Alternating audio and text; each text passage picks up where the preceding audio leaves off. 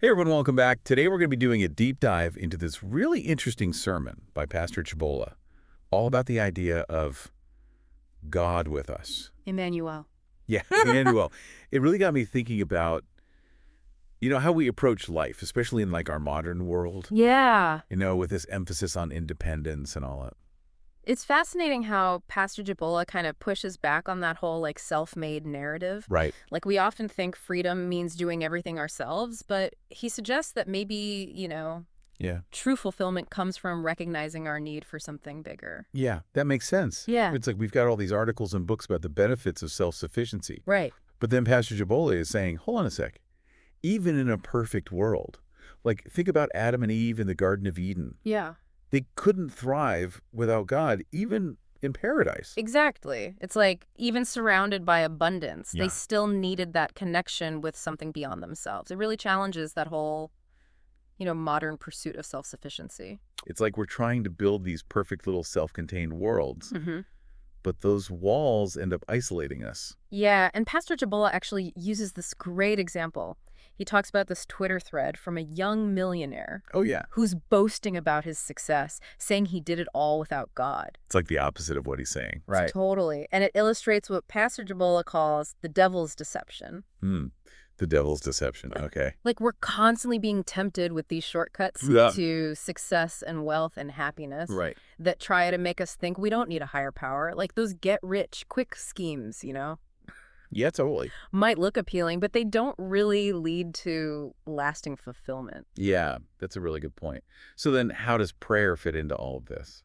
Well, Pastor Jabola sees prayer as more than just asking for things. Mhm. It's like a form of surrender, Okay. recognizing our limitations and being open to guidance. It's like reaching out to a mentor for advice. Exactly. Not that you're admitting weakness, but you recognize that another perspective could be helpful. And just like ignoring a mentor's advice can lead to bad decisions. Right. Neglecting prayer can be a sign of pride, that illusion that we've got it all figured out. And pride, as Pastor Jabola warns, it's like a wall that blocks us from experiencing God with us. Exactly. It's not just the obvious forms of pride either. Okay. Like Pastor Jabola suggests that even clinging to harmful behaviors or making big decisions without seeking guidance, Oh, I see. those can be subtle expressions of pride too. So it's about humility, really. Yes, recognizing that we don't have all the answers.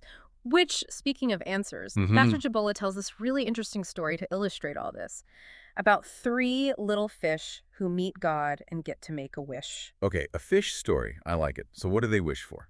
Well, each fish's wish kind of represents a different approach to life, and their fates reveal a lot about the limitations of self-reliance versus trusting in something bigger. But before we get into that, I think it's important to clarify that embracing the idea of God with us Yeah. doesn't mean you just become passive or give up on your goals. Oh, definitely not. Pastor Jabola makes it clear that it's not about sitting back and waiting for things to happen. Mhm. It's more about inviting God into the journey. Like a partner. Exactly. It's a collaboration. Yeah. Combining our efforts with a sense of guidance and purpose. So you're not giving up responsibility. Right. You're just acknowledging that you don't have to do it all alone. That's a really great way to put it. And that brings us back to prayer, right? Yeah. It's about that ongoing conversation, seeking direction, Yeah. expressing gratitude, recognizing that God with us isn't just a nice idea. It's an active source of strength. Exactly. Okay, so back to those fish and their wishes. Yeah. So the first fish, obsessed with safety, Okay, wishes for eyes all over his body so he can see danger coming from every direction. makes sense, right? The second fish, driven by ambition, Mm-hmm. wishes for wings to fly above any threats. Wow, so they both want to avoid danger, just in different ways. And these wishes reflect common human desires, don't they? The need for security, Yeah. the pursuit of achievement, the desire to rise above our circumstances. But what about that third fish? What does his choice reveal about a different way of approaching life? Yeah, Well, no. he wishes for something totally different. He simply wishes for God's presence to always be with him. Interesting. So we've got these three fish, each representing a different way of dealing with life's challenges. Mm-hmm. And their fates are going to show us what happens when we rely only on ourselves versus choosing to align with something greater. Exactly. It'll be really interesting to see how it all unfolds. Okay, so we've got these three fish, right? Mm-hmm. Each with their own wish and way of dealing with life. But before we jump into what happens to them, Okay. I think it's important to remember that embracing God with us, Right. it doesn't mean you become passive or give up on your goals, you know? Oh, definitely not. Pastor Jabola really emphasizes that it's not about just sitting back and letting things happen. Yeah. It's more about inviting God into the process, like a partner. Right. It's a collaboration. We're Mhm. combining our efforts with that sense of guidance. So you're still striving for excellence, Yeah. you're working hard, Yes. but you're acknowledging that you don't have to go it alone. Exactly. And that's where prayer comes in again, right? Yeah. Pastor Jabala talks about how prayer is more than just a wish list. Right. It's about that ongoing conversation, seeking direction. Expressing gratitude. Right. And recognizing that God with us isn't just a nice concept. Yeah. It's a source of strength we can tap into every day. Exactly. It's like that constant support. It is. And you know what's interesting? Pastor Jabola actually frames prayer as a form of gratitude, too. Oh, how so? He suggests that when we take the time to acknowledge the blessings in our lives, Yeah. it shifts our perspective from like scarcity to abundance. Oh, I see. It's like taking a moment to appreciate a beautiful sunset Yeah. or a random act of kindness, Those little things. Exactly. And those small moments of gratitude, Yeah. they can really impact how we see the world. It's so easy to focus on what's going wrong Yeah. or what we're lacking, what we're worried about. Absolutely. But when we shift our focus to what we're grateful for, Yeah. it's like we're inviting in more good things. Gratitude's like a magnet for grace. Okay, I like the gratitude as a magnet for grace. But, it's important to acknowledge that life isn't always easy. Oh, for sure. We're going to face challenges. Definitely. There are going to be times when we feel lost, Yeah. overwhelmed, even abandoned by God. And those are the moments Yeah. when it's really tough to maintain that sense of God with us. Right. So how do we deal with those times? Well, Pastor Jabola reminds us that even in those difficult times, the promise of Emmanuel remains constant. It's like having a friend who's always there for you. Exactly. Like no matter what you're going through, Yeah. God's presence is constant. Even when we mess up or stray off course. Exactly. And just like any true friend, God doesn't force his presence on us. Right. We have that choice. Yeah, we choose whether to acknowledge and embrace that presence. So bringing it back to those 3 fish. Yes. Remember, the first fish wanted eyes everywhere. To avoid danger, right. Exactly. Thinking he could outsmart any threat. And what about the second fish? He wanted wings. Right. He thought he could just fly above it all. But did those wishes really bring them the security they were looking for? Well, that's where things get interesting. The first fish, even with all those eyes, ends up getting caught off guard by a shark. Oh, no. All those eyes couldn't protect him from something he didn't see coming. It's like no matter how prepared you think you are, Yeah. there's always going to be something unexpected. And the second fish, the one with wings, he thinks he's safe up in the sky, but Yeah. he gets snatched up by a bird. So even achieving those big goals, it doesn't guarantee protection. It highlights those limitations of relying solely on our own strength.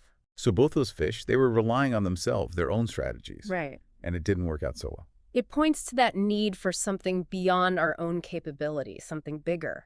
Which brings us to the third fish, Yeah. the one who wished for God's presence to always be with him.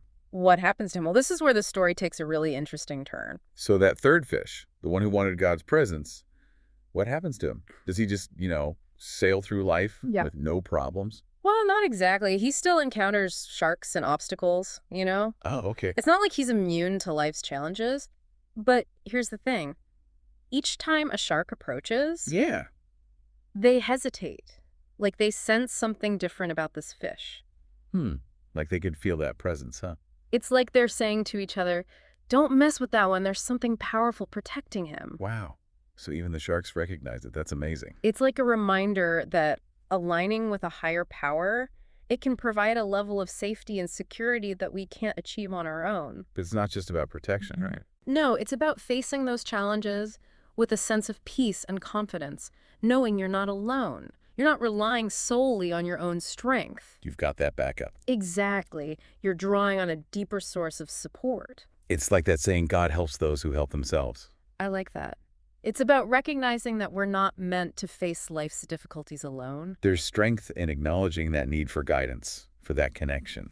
And that message really resonates with me, especially in today's world. Yeah, we all face those moments, right? Absolutely. We all have times where we feel lost, overwhelmed, like we're just barely hanging on. And it can be hard to feel that sense of connection with God with us when things get tough. It's in those moments when our faith is really tested.